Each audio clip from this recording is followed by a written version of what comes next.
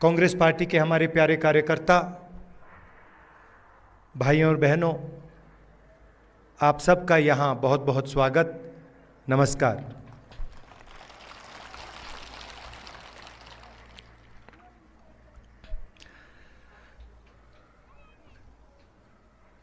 कुछ महीने पहले कन्याकुमारी से हम कश्मीर तक चले थे। यात्रा को हमने भारत जोड़ो यात्रा नाम दिया था और हमारा लक्ष्य जो बीजेपी और आरएसएस देश में नफरत और हिंसा फैला रहे हैं, उसके खिलाफ खड़ा होना,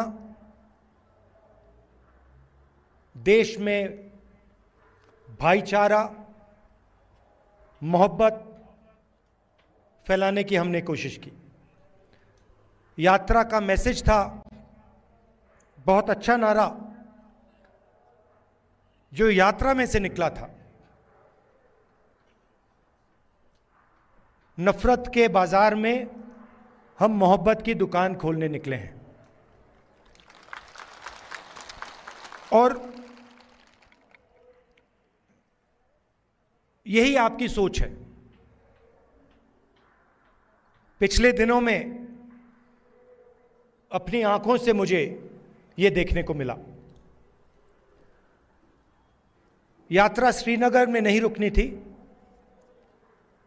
यात्रा को लद्दाख में आना था, मगर उस समय सर्दी थी, बर्फ थी और एडमिनिस्ट्रेशन ने हमें मना किया, कहा कि लद्दाख में नहीं जाना चाहिए। तो हमने बात मान ली थी। तो मेरे दिल में था और अभी भी है कि लद्दाख में भी हमें वो यात्रा चलानी चाहिए। शायद छोटा सा पहला कदम लिया, पैदल नहीं गए, मगर मोटर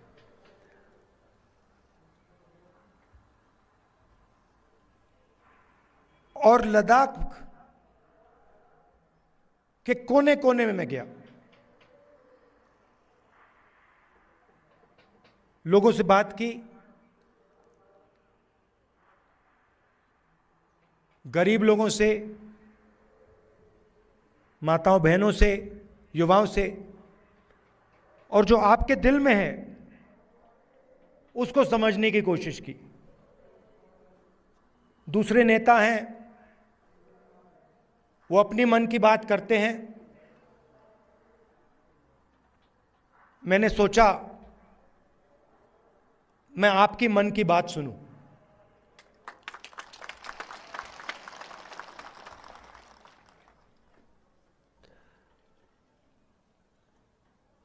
एक बात तो बिल्कुल साफ है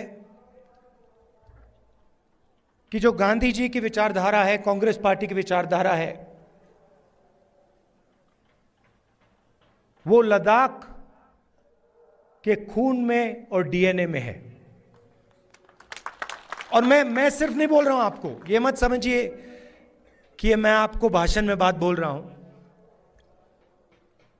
मोटरसाइकिल में मैंने पूरे लद्दाख का चक्कर काटा है और रास्ते में देश भर से हमारे लोग लेबर का काम करते हैं। बिहार से, राजस्थान से, उत्तर प्रदेश से, झारखंड से, छत्तीसगढ़ से,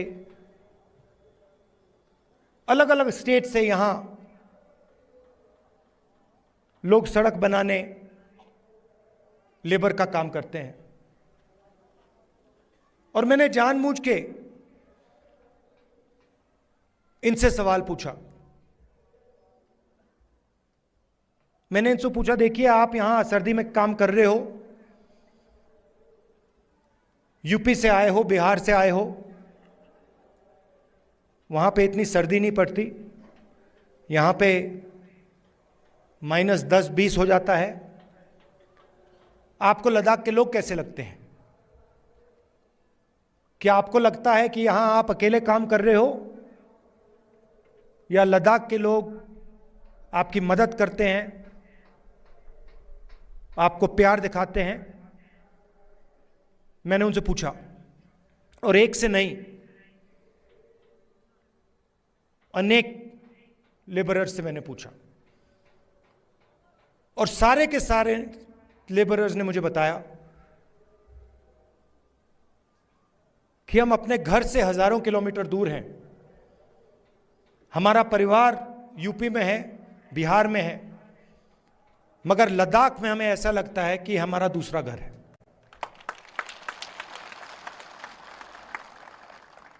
यहां पे जो भी कठिनाई होती है,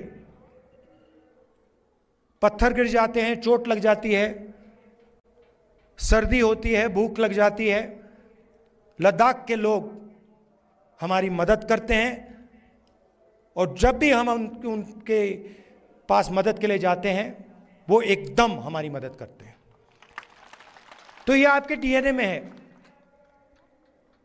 आप एक साथ इज्जत के साथ, बिना नफरत के रहते हो, और जो कांग्रेस पार्टी विचारधारा है वो आपके दिल के अंदर है। तो इस दौरे में आपने मुझे क्या बताया? सबसे पहले आपने बोला कि जो आपका रिप्रेजेंटेशन होना चाहिए, जो आपकी राजनीतिक आवाज होनी चाहिए, जो आपके लोकल गवर्नमेंट्स के लीडर होने चाहिए, वो आवाज आपकी दबाई जा रही है। आप जरूर यूनियन टेरिटरी बने, मगर आपके जो हक हैं, आपके जो अधिकार हैं, वो आपको नहीं मिल रहे हैं। ये आपने पहली बात बोली। दूसरी बात आपने बोली कि जो रोजगार के वायदे आपसे किए गए थे, वो वायदे झूठे थे, और लद्दाख के कोने कोने में अगर किसी भी युवा से बात की जाए, वो आपको कहेगा कि लद्दाख बेरोजगारी का एपिसेंटर है। तीसरी बात आपने बोली कि जो सेलफोन की कवरेज होनी चाहिए, जो कम्युनिकेशन का सिस्टम होना चाहिए, वो नहीं है। यहां शायद आपने लोकल एयरपोर्ट की भी बात की कि यहां पे आपका एयरपोर्ट है मगर हवाई जहाज नहीं आता है। तो मैंने आपकी बात सुनने की कोशिश की, और कांग्रेस पार्टी आपके साथ खड़ी है, और आपकी जो स्ट्रगल है, चाहे वो आपकी जमीन का मामला हो, चाहे वो रोजगार का मामला हो, चाहे वो आपका जो कल्चर है, आपकी जो भाषाएं हैं, उसकी रक्षा करने की बात हो, हम आपके साथ एक साथ खड़े हैं।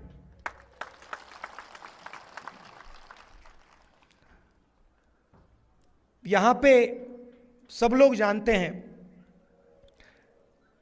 कि बहुत सारे नेचुरल रिसोर्सेज हैं। 21वीं सदी में सोलर एनर्जी की बात की जाती है, और लद्दाख में सोलर एनर्जी की कोई कमी नहीं है। बीजेपी के लोग ये जानते हैं, समझते हैं कि अगर आपको रिप्रेजेंटेशन दिया जाए तो फिर वो आपसे आपकी जमीन नहीं छीन पाएगी। मामला जमीन का है, और बीजेपी के लोग जो आपकी जमीन है आपसे लेना चाहते हैं। अदानी जी के बड़े बड़े प्रोजेक्ट यहां लगाना चाहते हैं, और उन प्रोजेक्ट्स का फायदा आपको नहीं दिलवाना चाहते हैं। हम ये कभी होने नहीं देंगे।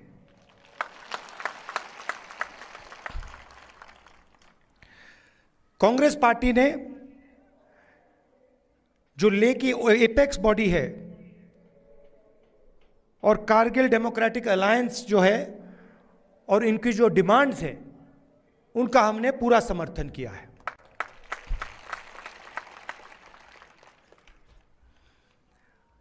आखिरी बात मैं आपसे कहना चाहता हूं, लद्दाख एक स्ट्रेटेजिक जगह है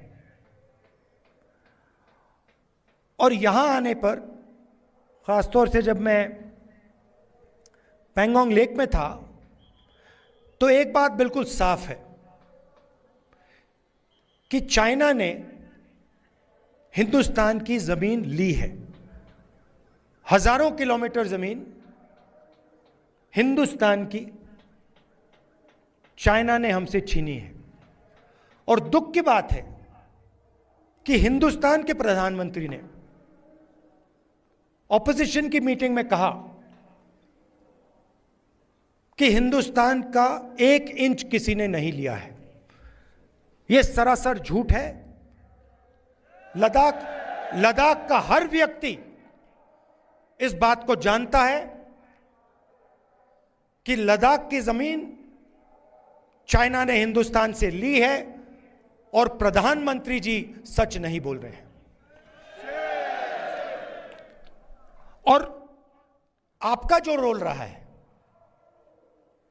खासतौर से कारगिल का रोल रहा है, उसके बारे में भी मैं कहना चाहता हूं। जब भी हिंदुस्तान को आपकी जरूरत पड़ी है, जब भी बॉर्डर पे युद्ध हुआ है, तो कारगिल के लोग एक आवाज के साथ हिंदुस्तान के साथ खड़े हुए हैं। यह आपकी हिस्ट्री है। यह आपने एक बार नहीं, अनेक बार देश को दिखाया है। तो मैं इसके लिए आपको दिल से धन्यवाद करना चाहता हूं और आपको आश्वासन देना चाहता हूं कि इस देश में बहुत सारे धर्म के लोग हैं, अलग अलग जात के लोग हैं, अलग अलग भाषाएं बोलते हैं लोग। हमारे लिए सब लोग एक हैं और इस देश में सब लोगों को इज्जत से, मोहब्बत से रहना चाहिए। आप यहां आए, आपने अपना कीमती समय मुझे दिया, इसके लिए मैं आपको दिल से धन्यवाद कहना चाहता हूं। और अंत में कहना चाहता हूं कि अब मैं लद्दाख के चारों ओर घुमा हूं और शायद ये हिंदुस्तान की सबसे सुंदर जगह है और यहां के लोग दिल से बात करते हैं, प्यार से बात करते हैं। इसके लिए आप सबको बहुत बहुत धन्यवाद। नमस्कार, जय हिंद, सलाम।